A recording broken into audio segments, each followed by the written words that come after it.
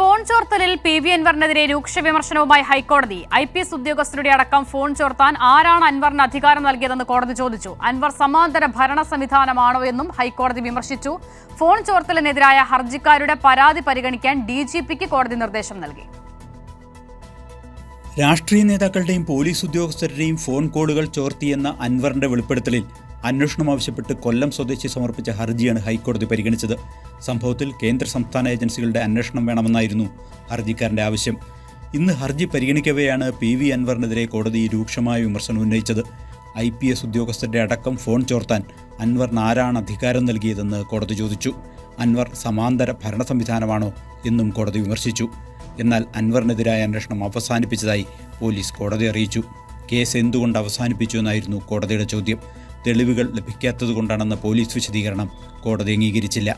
തെളിവുകൾ പോലീസല്ലേ കണ്ടുപിടിക്കേണ്ടതെന്ന് single bench വിമർശിച്ചു. തുടർന്ന് പരാതി നേരിട്ട് പരിഗണിക്കാൻ സംസ്ഥാന പോലീസ് മേധാവിക്ക് ഹൈക്കോടതി നിർദ്ദേശം നൽകി. ഹർജി അടുത്ത തവണ പരിഗണിക്കുമ്പോൾ അന്വേഷണ പുരോഗതി അറിയിക്കണം. കൈരളി ന്യൂസ്, കൊച്ചി.